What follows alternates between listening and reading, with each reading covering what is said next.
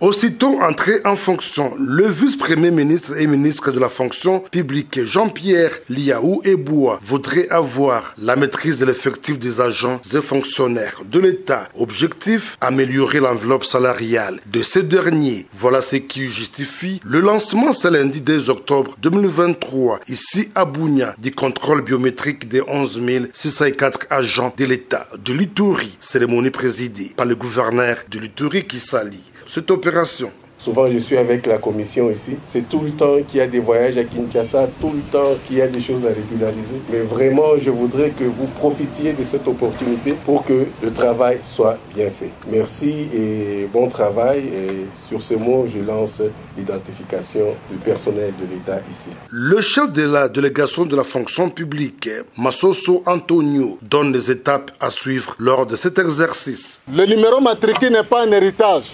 La mort, c'est un destin pour tout le monde. Si vous mourrez, vous partez avec votre numéro matricule. On ne peut pas hériter ça. Ton frère ou bien ta soeur ou bien les enfants ne pouvaient pas hériter ça. Le chef de division de la fonction publique à Ituri, le premier à obtenir sa carte de main de l'autorité provinciale, exprime sa joie. Le sens que moi j'accorde à cette carte, c'est purement exceptionnel parce que depuis que nous sommes dans l'administration publique, nous n'avons pas été identifiés comme agents de carrière du service public de l'État, même si nous sommes fonctionnaires qui touchaient des salaires à la prime, mais nous étions toujours comme des agents qui doutaient de la carrière où nous sommes fonctionnaires. Cette première vague de contrôle biométrique ne concerne pas l'enseignement supérieur et universitaire, le PESTI, aussi bien la recherche scientifique. 23 jours durant ce contrôle biométrique se fera en attendant la deuxième vague. Couché longtemps sur du papier, le projet de construction de la route Kasomeno-Kasenga-Chalwe devient, 10 ans après, une réalité. Pour ce projet, considéré comme l'un des plus grands du partenariat public-privé jamais mis en œuvre dans la région de la SADC, Communauté de développement de l'Afrique australe, Félix Antoine Tshisekedi Tshilombo et Hakainde Hichilema se sont retrouvés ce lundi 2 octobre 2023 à la frontière congolo-zambienne des Chalwe, dans le territoire de Kasenga, province du Haut-Katanga. C'est donc une nouvelle phase de coopération entre les deux pays scellée lors de la cérémonie de ce jour consacrée au lancement des travaux de construction de la route Kasomeno-Kasenga-Chalwe et le pont à Auban à jeter sur la rivière Luapula. D'après l'agence congolaise de grands travaux, maître d'ouvrage délégué du ministère des Infrastructures, Travaux publics et Reconstruction, ces projets intégrateurs dont le coût de travaux est évalué à 252 420 790 $, a l'ambition d'améliorer tant la fluidité du réseau social que les conditions socio-économiques des deux pays respectifs. Alternative de la route existante qui quitte Dar es Salaam et qui rejoint Lubumbashi à travers Kasumbalesa, la matérialisation de ce projet a été saluée tour à tour par les responsables en charge des travaux, mais aussi par le gouverneur de la province du Haut-Katanga, le ministre zambien en charge des infrastructures et travaux publics et du premier ministre congolais, fils du terroir.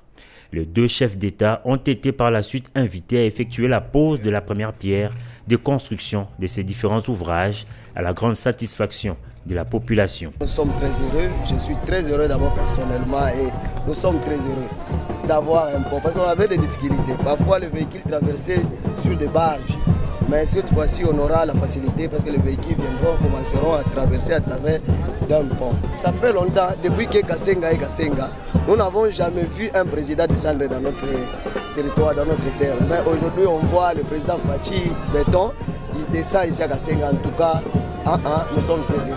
Le coup d'envoi donné, le rendez-vous est donc pris dans 3 ans pour l'inauguration de ce projet transfrontalier. Peu après l'événement, les deux chefs d'État ont eu quelques moments d'échange avant de se dire au revoir. Et c'est par son hélicoptère que le président zambien est retourné dans son pays.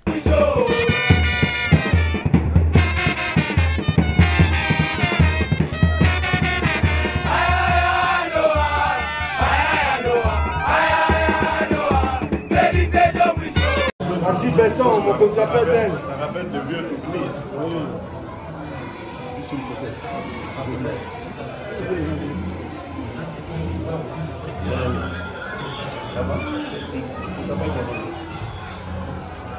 Il s'appelle maman.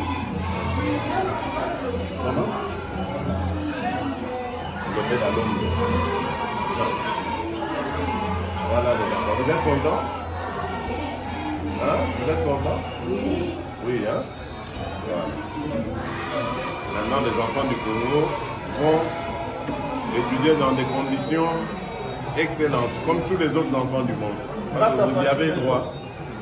Vous y avez droit. Vous avez un beau pays, un pays riche, et vous devez profiter de cette richesse. Et nous, on va tout faire pour que les enfants, tous les jeunes du Congo puissent profiter des richesses de leur pays, étudier dans des centres. C'est ça les efforts que nous allons faire.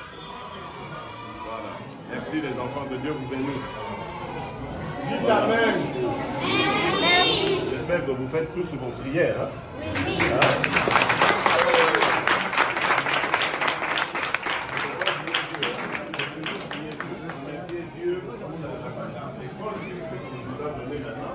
C'est grâce à Dieu qu'on a eu ça.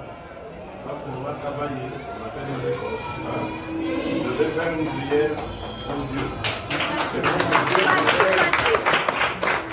que Dieu protège les dirigeants de la République démocratique. Ça va?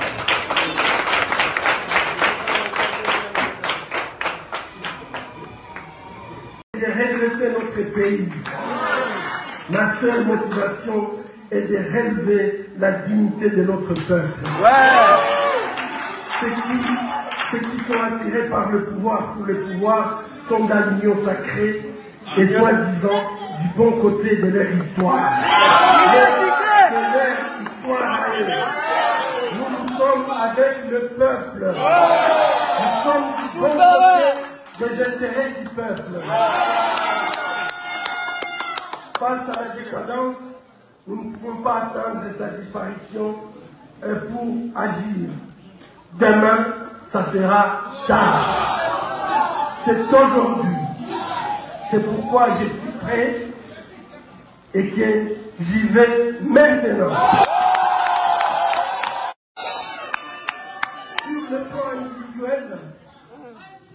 Sur le plan individuel, certains m'ont conseillé de ne pas salir ma blouse blanche, immaculée, en allant servir mon peuple dans la politique active, qu'ils appellent aussi la politique sale.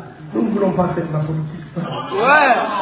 Mais, chers compatriotes, comment me contenter des tapis rouges et les honneurs individuels quand l'ensemble de notre peuple est humilié chaque jour? Partout dans le monde et pire, même dans notre pays. Ces honneurs, nous n'en voulons pas. Je suis d'abord un citoyen indigné. Je suis un citoyen révolté par tant de misères du peuple et l'incurie des dirigeants politiques successifs. C'est un immense gâchis. Les citoyens ont le devoir d'intervenir dans les affaires publiques, surtout lorsque la nation est en danger. C'est mon cas aujourd'hui. Je suis prêt.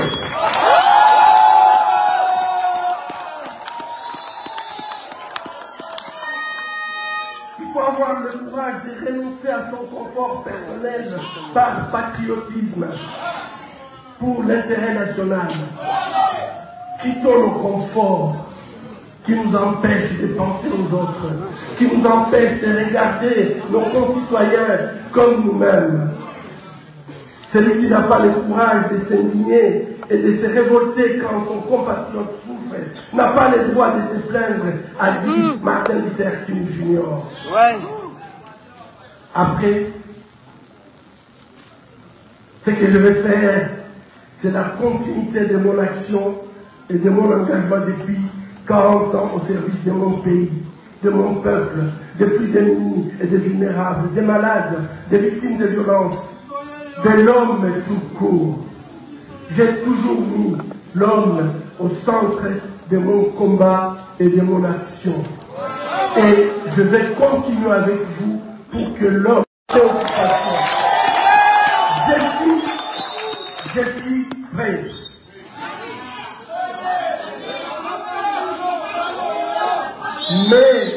Mais ma réponse aujourd'hui est conditionné par un engagement et responsabilité collective. Ouais. Nous devons tous, comme peuple, être conscients des problèmes graves qui entachent le processus électoral. Fraude massive, préparée, préméditée. Au lieu de préparer un bilan, pendant 5 ans, on a préparé comment organiser la fraude. La corruption, le détournement, l'instrumentalisation des institutions et même des finances. D'être présent, nous allons faire juste un message.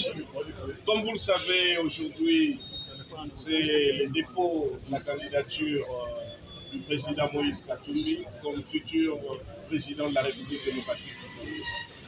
Notre équipe d'avance, qui travaille étroitement avec la CENI, nous a précédés pour amener l'ensemble de son dossier de candidature qui est, conformément à la loi, au complet.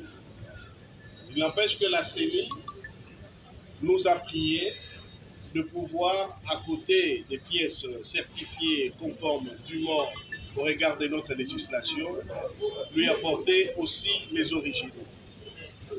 En tout fair play, ça ne nous a posé aucun problème. Nous dépêchons une équipe toute urgence à Lubumbashi pour ramener les pièces originales.